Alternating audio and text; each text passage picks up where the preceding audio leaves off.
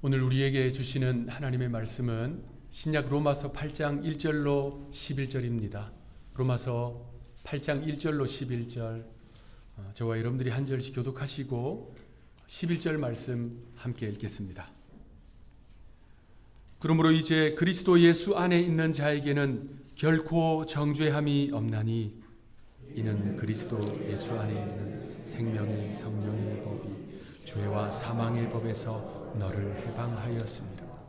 율법이 육신으로 말미암아 연약하여 할 수 없는 그것을 하나님은 하시나니 곧 죄로 말미암아 자기 아들을 죄 있는 육신의 모양으로 보내어 육신의 죄를 정하사 육신을 따르지 않고 그 영을 따라 율법의 요구가 이루어지게 하려 하십니다. 육신을 따르는 자는 육신의 일을, 영을 따르는 자는 영의 일을 생각하나니 육신의 생각은 사망이요 영의 생각은 생명과 평안이니라. 육신의 생각은 하나님과 원수가 되나니 이는 하나님의 법에 굴복하지 아니할 뿐 아니라 할 수도 없습니다. 육신에 있는 자들은 하나님을 기쁘시게 할 수 없느니라. 만일 너희 속에 하나님의 영이 거하시면 너희가 육신에 있지 아니하고 영에 있나니 누구든지 그리스도의 영이 없으면 그리스도의 사람이 아니라. 또 그리스도께서 너희 안에 계시면 몸은 죄로 말미암아 죽은 것이나 영은 의로 말미암아 살아있는 것. 합독하겠습니다. 예수를 죽은 자 가운데서 살리신 이의 영이 너희 안에 거하시면 그리스도 예수를 죽은 자 가운데서 살리신 이가 너희 안에 거하시는 그의 영으로 말미암아 너희 죽을 몸도 살리시리라. 아멘. 시오성가대의 찬양으로 하나님 앞에 영광 올려드리겠습니다.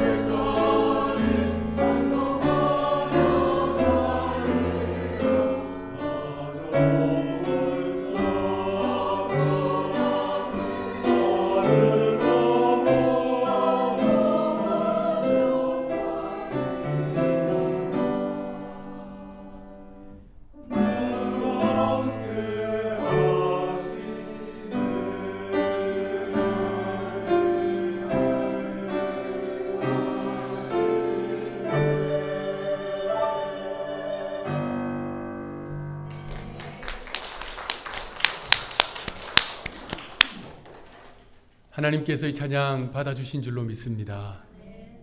이 찬양의 가사대로 우리가 천성을 향해 나아가는 이 철로 역정 가운데 우리 주님은 가까이 계시고 함께 하시면서 손잡아 주시는 줄로 믿습니다. 그 주님께서 오늘 이 예배 자리에 좌정하셔서 우리의 찬송과 기도 받아주시는 줄로 믿습니다. 아멘. 오늘은 최근에 소셜미디어에 올라온 사진을 보시면서 시작하도록 하겠습니다. 여러분 무엇으로 보이십니까? 사람들입니다. 남자 3명입니다.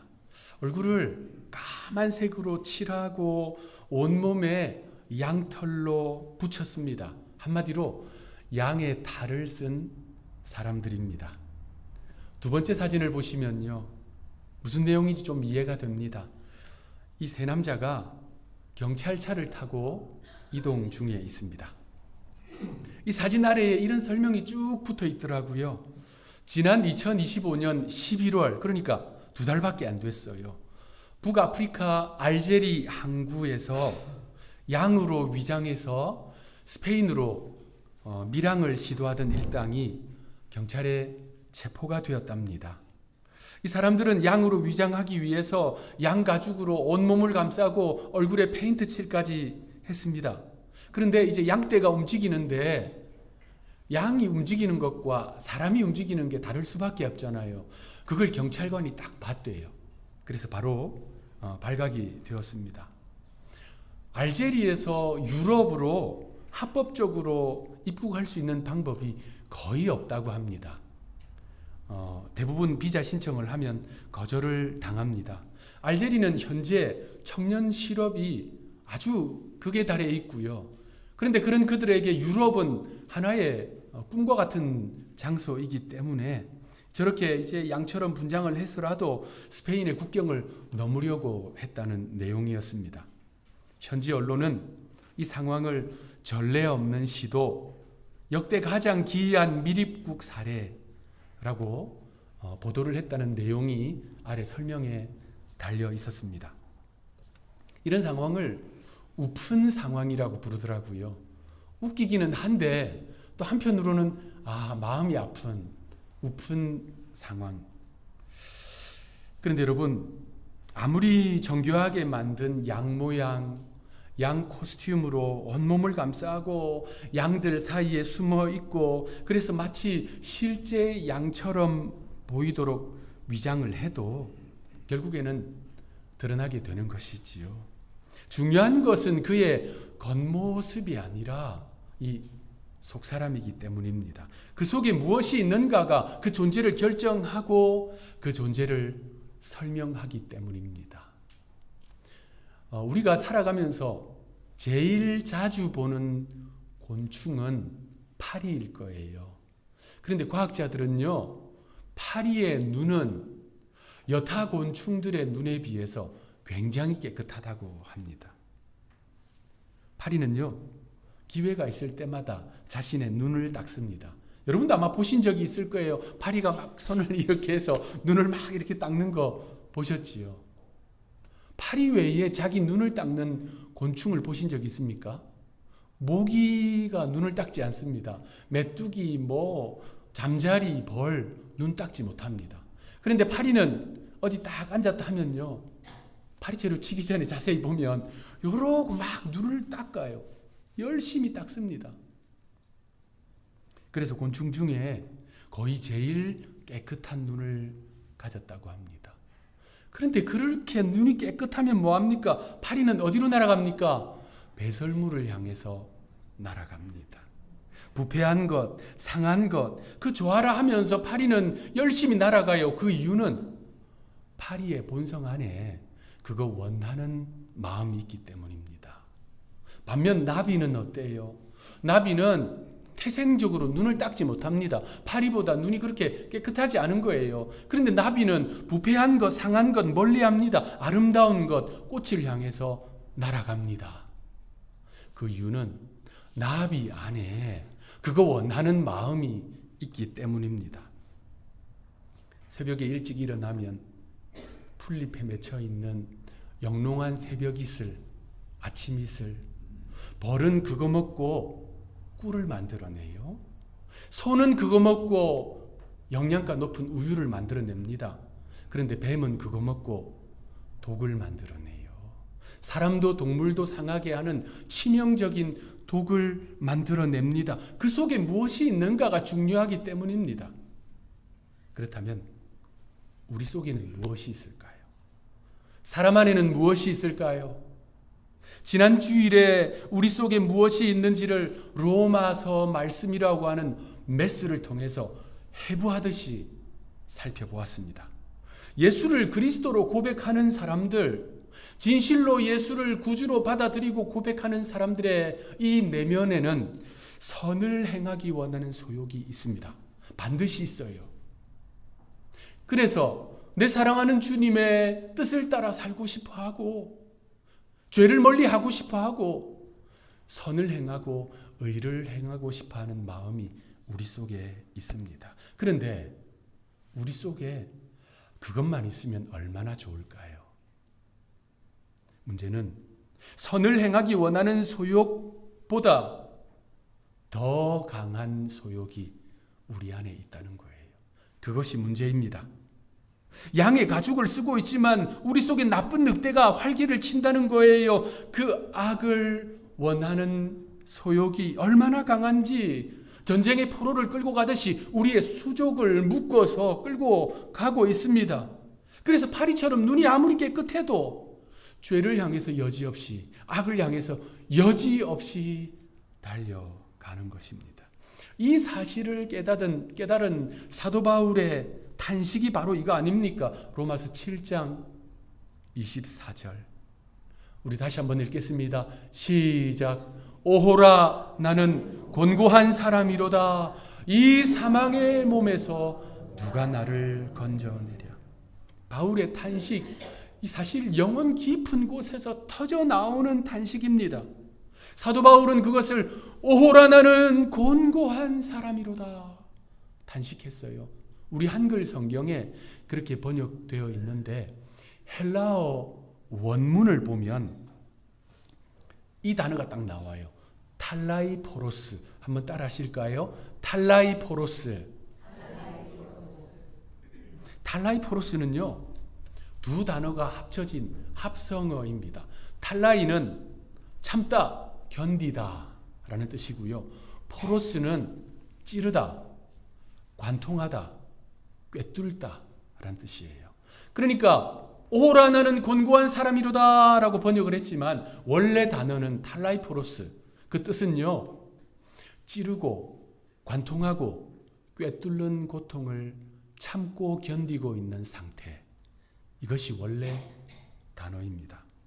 자, 이 탈라이포로스는 심리적인 고통을 토로하는 정도의 단어가 아니에요. 이 단어는 1세기 로마 제국에서 실제로 사용된 고문 전문 용어입니다. 사도 바울이 이 로마서를 쓸 때 로마 제국에서는요, 이 찌르고 관통하고 꿰뚫는 고문이 가해지고 있었습니다. 그것을 우리말로 번역하면 꼬챙이 고문이라고 부르는데 라틴 말로 스티뮬러스, 로마 말이지요. 아쿨레우스, 베루툼이라고 불렀어요. 이거 다 그렇게 고문하는 도구들의 종류입니다. 날카로운 바늘, 날카로운 침 또는 쇠 송곳 또는 창으로 찌르고 꿰뚫고 관통하는 고문을 가했어요. 특히 누구한테 그렇게 했느냐? 죄수들, 노예들에게 그 고문을 가했습니다. 그래서 로마 제국의 그 고대 문헌을 보면 송곳으로 찔러서 자백을 받아낸 실제 사건들에 대한 기록들이 많습니다. 1세기 로마의 철학자이자 정치가였던 키케로, 그는 자신의 공식 문서에 이렇게 썼습니다. 그들이 죄수의 몸에 송곳, 스티뮬러스를 들이댔을 때 그들은 자백했다라고 쓰여져 있어요. 그게 무슨 내용이냐면요, 전체적인 내용을 다 보면 총독이 죄수와 노예들을 고문을 했어요. 스티뮬러스, 그러니까 날카로운 송곳으로 찔렀어요. 어디를 찌르느냐? 손바닥을 찔러서 관통하고 옆구리를 찔러서 허벅지를 찌르고 등을 찔러서 관통을 했어요. 좀 잔인하지만 발바닥을 찔러서 관통했어요. 그렇게 몇 번 고문을 하고 나니까 다시 또 스티뮬러스를 딱 갖다 대니까 자백을 한 거예요. 거짓 자백인지 진짜 자백인지 알 수는 없지만 자백을 했다라고 하는 그 내용이 적혀 있습니다. 뿐만 아니라 1세기 로마 제국의 학자였던 세네카, 그는 이렇게 썼어요. 그들은 죄인을 송곳으로 찌르고 살을 찢으며 관절을 비틀고 불로 태운다. 좀 잔인하지요? 죄인과 노예를 신문할 때 날카로운 송곳 스티뮬러스로 고문을 했습니다.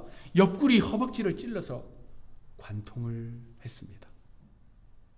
여러분, 사실 예수님의 손을 관통한 대못, 발을 관통한 대못, 옆구리를 찌른 창, 이것도 일종의 그 관통 고문이에요. 스티뮬러스, 또는 오늘 본문에 나온 이 단어 탈라이포로스입니다. 이러한 탈라이포로스 고문 관통은 로마 제국에서만 행해진 것은 아닙니다. 그 시대 페르시아 제국도 손과 발을 관통해서 나무에 죄수를 매달았어요. 아시리아 제국은요, 더 심했습니다. 말뚝으로 관통했어요. 그리고 쇠고리로 등을 꿰어서 죄수를 끌고 갔습니다. 이런 역사 기록들이 다 있습니다. 중세 시대에도 얼마 되지 않았잖아요. 그 일이 행해졌고, 우리 고국 한국 한중일도 이 관통 고문이 행해졌습니다. 자, 바울 시대, 이 시대 사람들은요, 이 고문을 일상적으로 알고 있던 사람들입니다. 로마 제국의 군부대가 유럽 전역을 정복하고 중동까지 정복했잖아요. 로마 제국의 군부대가 어디 딱 주둔하면 그 자리에서는 여지없이 이 관통 고문이 행해졌습니다. 사도 바울도 이 고문 용어를 잘 알고 있고, 지금 이 로마서라고 하는 편지를 받는 로마에 있는 그리스도인들도 그 단어를 누구보다도 잘 아는 사람들이었어요. 이러한 고문 용어 탈라이포로스를 우리말로 오호라 나는 곤고한 사람이로다라고 의역을 한 것입니다. 그러니까 이것은 단순한 심리적인 단식이 아니에요. 사형수의 절규입니다. 나는 지금 로마의 고문대에 묶여서 송곳에 찔리고 관통당하면서 고통을 겪고 있지만 죽지 못하고 견디고 있다. 이런 뜻입니다. 죄의 본성, 그것이요, 날카로운 송곳과 같이 자신의 영혼을 찌르는 거예요. 찌르고 꿰뚫고 관통하는 고통을 겪고 있는 사도 바울이 가슴을 치면서 통회자복하면서 부르짖는 내용이 바로 이것입니다. 그런데 여러분, 이것은 바울만의 단식이 아닙니다. 예수님을 진짜 구주로 고백하는 성도들을, 자신의 내면이 바울과 같은 죄성이 있다라고 깨달은 진정한 그리스도인들 모두에게서 터져 나오는 단식입니다. 그런데 여기에 위대한 반전이 시작됩니다. 오늘 본문 1절, 2절은 그 진리를 선포합니다. 1절, 2절 말씀 우리 한 목소리로 읽겠습니다. 시작. 그러므로 이제 그리스도 예수 안에 있는 자에게는 결코 정죄함이 없나니, 이는 그리스도 예수 안에 있는 생명의 성령의 법이 죄와 사망의 법에서 너를 해방하였음이라. 할렐루야. 여러분, 이것이 복음입니다. 이것이 로마서가 우리에게 선포하는 복음의 진수입니다. 그러므로 이제 그리스도 예수 안에 있는 자에게는 결코 정죄함이 없나니. 그러므로라고 하는 이 말은 앞의 내용과 연결되어 있다는 거예요. 앞에서 설명한 그 내용과 연결된다는 접속사 아닙니까?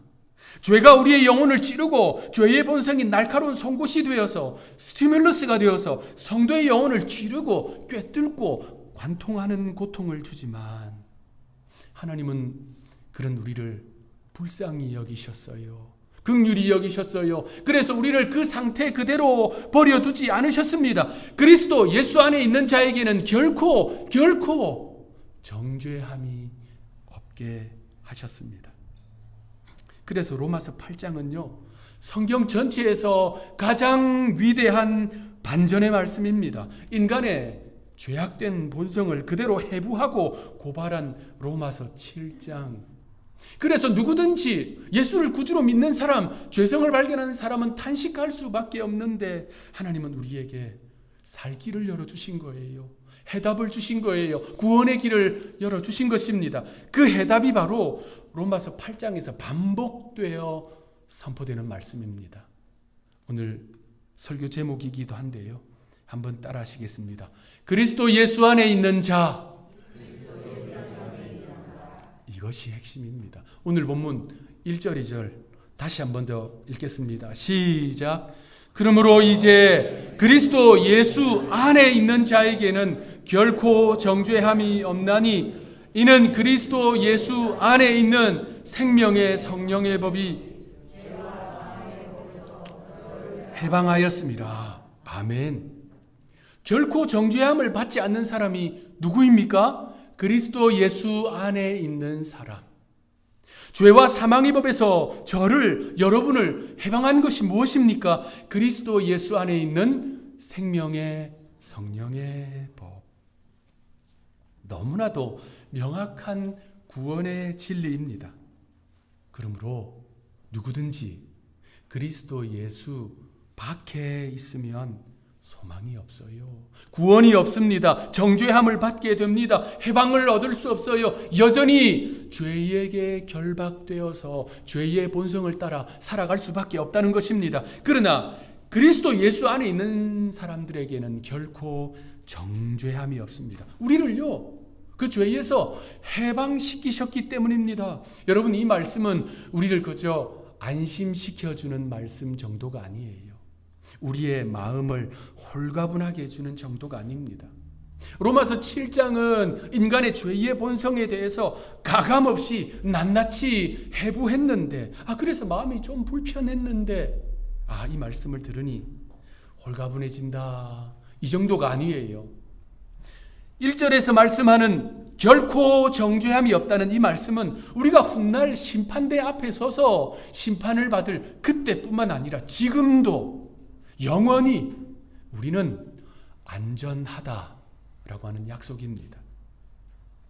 우리가 저 천국에 들어갈 때뿐만 아니라 지금도 우리는 죄의 지배를 받지 않고 성령의 뜻을 따라 살아갈 수 있다라고 하는 확언입니다. 우리가 천국의 심판대 앞에 있을 때뿐만 아니라 지금도 우리는 신분상 의인이다 라고 말씀하시는 것입니다. 율법이 도저히 이룰 수 없었던 그것, 하나님은 저를 위해, 여러분 한 분 한 분을 위해 독생자를 보내사 이 일을 완성하신 것입니다. 그토록 강한 죄의 본성, 성도의 영혼과 삶을 결박해서 죄를 향해서 이끌어가는 그 강한 죄의 본성을 이길 다른 길이 없어요. 다른 방법이 없습니다. 오직 그리스도 예수 안에 있는 것, 이것밖에 없습니다. 여기서 중요한 물음이 생겨요. 그럼 그리스도 예수 안에 있다는 것이 무엇일까요? 그리스도 예수 안에 있다는 것은 오늘 우리처럼 이렇게 교회 안에, 예배당 안에, 교회로서 이렇게 함께 모여 있는 것일까요? 전 세계를 전쟁의 소용돌이로 몰아넣은 2차 세계대전, 1945년 5월 8일 나치 독일의 항복과 같은 해 8월 15일 일본의 항복으로 종전되었습니다. 다 아시는 것처럼 일본의 항복은 히로시마와 나가사키에 투하된 원자폭탄의 위력이 직접적인 영향이었지요.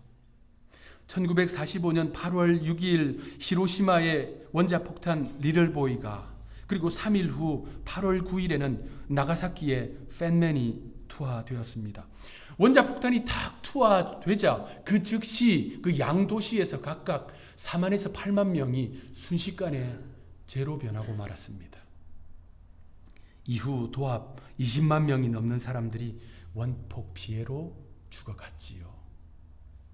원자폭탄이 탁 떨어지자 사방, 동서남북 사방 거의 2마일에 이르는 지역에 있던 건물들이요, 모두 무너지고 초토화되고 가루가 되어버렸습니다.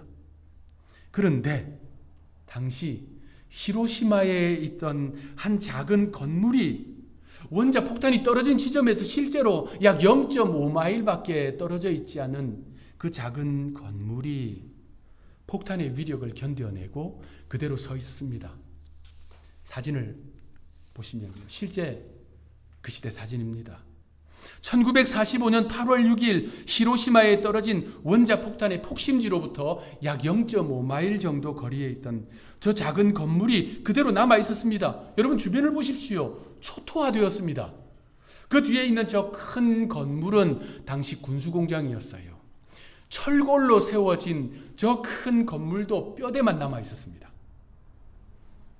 그런데 노란색 동그라미로 표시한 저 작은 목조 건물이에요. 나무 판자로 지은 건물 하나도 손상되지 않았습니다. 저 건물이 무슨 건물일까요? 교회입니다. 저 건물은 당시 일본에 선교차 온 4명의 선교사님들, 예수회 소속의 선교사님들, 수도사들이에요. 수도사이자 선교사. 그분들이 예배드렸던 장소입니다.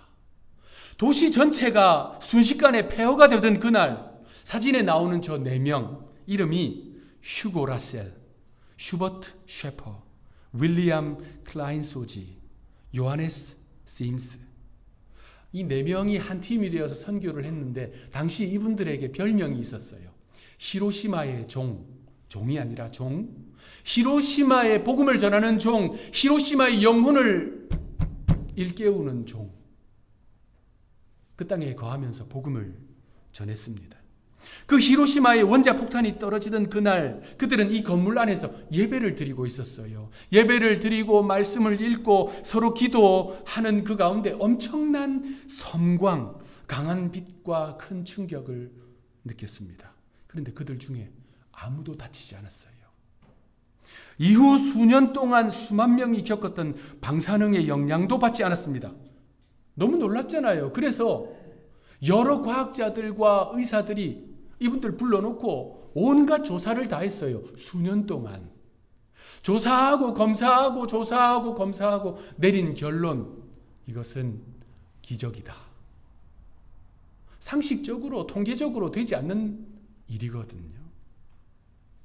참고로 그 히로시마, 저곳에 원자 폭탄을 투하시킨 그 역사적인 미 공군 1급 폭격기 파일럿이었던 데오도르 하드, 그분은요 2차 세계대전이 끝나고 미국 장로교회 교단의 파송을 받아서 한국 선교사로 들어갔어요. 한국 땅, 이 한국 민족을 너무나도 사랑해서 자신의 이름도 한국 이름으로 바꿔버렸습니다. 하도레 선교사. 한국 땅에서 1953년에서부터 1988년 수십 년 동안 복음을 전했습니다. 히로시마에 있던 저 작은 교회, 선교사들이 예배를 드리고 있었던 그 교회, 그 엄청난 폭발을 견디어내고 그 안에 있는 선교사들을 지켜내었습니다. 자, 로마서가 말씀하는 그리스도 예수 안에 있는 자는 저렇게 교회 안에 있는 것일까요? 우리처럼 이렇게 교회 안에 있는 것일까요? 틀린 대답은 아닙니다. 교회를, 이 건물뿐만 아니라 믿음의 공동체인 이 교회를 그리스도의 몸이라고 하니까 우리가 이 안에 있는 것은 그리스도 안에 있는 것이지요. 맞는 대답입니다. 그런데 로마서는 보다 더 근본적인 진리를 우리에게 가르쳐 주고 있습니다. 교회 안에 있는 것이 그리스도 안에 있는 것이라면 오늘 여러분들이 예배를 다 마치고 이제 가정으로 가시면 그리스도 밖에 있는 것일까요? 그리스도 안에 있는 것이 아닐까요?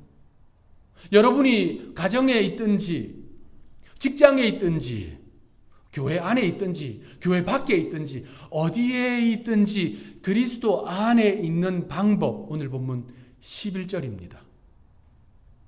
우리 합독하겠습니다. 시작. 예수를 죽은 자 가운데서 살리신 이의 영이 너희 안에 거하시면 그리스도 예수를 죽은 자 가운데서 살리신 이가 너희 안에 거하시는 그의 영으로 말미암아 너희 죽을 몸도 살리시리라. 죄 때문에 우리는 죽을 수밖에 없는데 사는 방법이 무엇이라고요? 우리 안에 우리 예수님이 승천하시면서 보내신 보혜사 성령 하나님이 거하시면 그것은 곧 주님이 우리 안에 거하시는 것이요 우리가 주님 안에 거하는 것입니다. 하나님은 그 속에 성령이 있는 당신의 백성들을 심판과 사망에서 건지시고 부활의 영광을 허락하신다 라고 약속해 주시는 것이 오늘 본문입니다. 여러분, 아까 사진에도 봤지만 아무리 양의 탈을 쓰고 있어도 그 속에 늑대가 있으면 여지없이 늑대입니다. 그러나 그 속에 하나님의 영이 거하시면, 성령이 거하시면 그 존재 자체가 변화된다는 말씀입니다.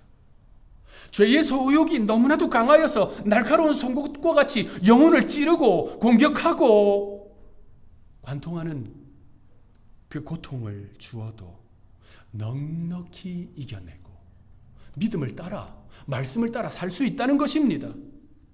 성령이 그 안에 거하시는 사람, 주님이 그 안에 거하시는 사람을 어떻게 알 수 있을까요? 공통적인 삶의 특징이 있습니다. 성령의 인도하심을 따라 살게 됩니다. 오늘 본문은 그 말씀을 하고 있어요. 5절, 6절 말씀 우리 합독하겠습니다. 자, 이 말씀을 읽으면서 성령이 내 안에 거하시는가 여러분 자신을 진단해 볼 수 있는 말씀입니다. 합독하겠습니다. 시작. 육신을 따르는 자는 육신의 일을, 영을 따르는 자는 영의 일을 생각하나니 육신의 생각은 사망이요 영의 생각은 생명과 평안이니라. 성령의 인도하심은 명확합니다. 성령이 우리 안에 거하시면 바로 이 일이 일어납니다. 성령은 우리를 생명과 평안으로 이끄세요. 생명, 자신도 살리고 타인도 살리는 생명. 평안, 화목하게 하고 화평하게 하는 평안. 그것이 바로 성령의 인도하심이에요. 자신의 영혼도 또 타인의 영혼을 상하게 하고 다치게 하고 죽게 하는 것은 결코 성령의 일이 아닙니다. 성령은 결단코 성도를 그 길로 인도하지 않으십니다. 마찬가지로 평안을 깨트리고 하나됨을 막고 화평을 막는 일, 결단코 성령의 일이 아닙니다. 성령은 생명과 평안으로 우리를 이끄십니다. 말씀을 마무리하겠습니다. 오늘은 복음의 대반전, 그리스도 예수 안에 있는 자에게는 결코 정죄함이 없다 선언하고 선포합니다. 그러니 우리는요, 사나 죽으나 그리스도 안에 있어야 합니다. 그리스도 안에 있다는 것은 우리 속에 성령이 거하신다는 거예요. 우리는 우리 속에 계신 성령 때문에 성령의 뜻을 따라 살아가는 것입니다. 생명과 평안으로 이끄시는 성령의 뜻을 따라 살아가는 사람이 그 속에 그리스도가 있는 사람이요, 성령이 좌정해 계신 사람입니다. 사도 바울은 이 진리를 갈라디아서에서 보다 명확하게 선포합니다. 갈라디아서 2장 20절 우리 잘 아는 말씀이지요. 내가 그리스도와 함께 십자가에 못 박혔나니 그런즉 이제는 내가 사는 것이 아니요 오직 내 안에 그리스도께서 사시는 것이라. 이제 내가 육체 가운데 사는 것은 나를 사랑하사 나를 위하여 자기 자신을 버리신 하나님의 아들을 믿는 믿음 안에 사는 것이라. 아멘. 우리가 이 땅에서 육체 가운데 살고 있으나 내가 그리스도 안에 거하고 그리스도께서 내 안에 거하시도록 생명과 평안으로 이끄시는 성령의 뜻을 따라 살아가는 하늘의 모든 권속들 되시기를 구주 예수님의 이름으로 축원합니다. 기도하겠습니다. 은혜로우신 주님, 죄와 사망에서 영 죽을 수밖에 없는 저희를 그리스도 예수 안에 있는 생명으로 구원하여 주시니 감사합니다. 그러하오니 주님, 저희로 하여금 주님 안에 거하게 하옵소서. 남은 생에 주님 안에 거하게 하옵소서. 교회 안에 있을 때에도 주님 안에, 교회 밖에 있을 때에도 주님 안에 거하게 하옵소서. 우리 속에 거하시는 성령의 인도하심을 따라 오로지 생명과 평안을 만들어가는 주님의 자녀들 되게 하옵소서. 그래서 내가 그리스도와 함께 십자가에 못 박혔나니 그런즉 이제는 내가 사는 것이 아니요 오직 내 안에 그리스도께서 사시는 것이라. 이제 내가 육체 가운데 사는 것은 나를 사랑하사 나를 위하여 자기 자신을 버리신 하나님의 아들을 믿는 믿음 안에서 사는 것이라. 갈라디아서의 이 말씀이 이 자리에 모여있는 우리 모두의 신앙 고백 되게 하옵소서. 구주 예수님의 이름으로 간절히 기도하옵나이다. 아멘.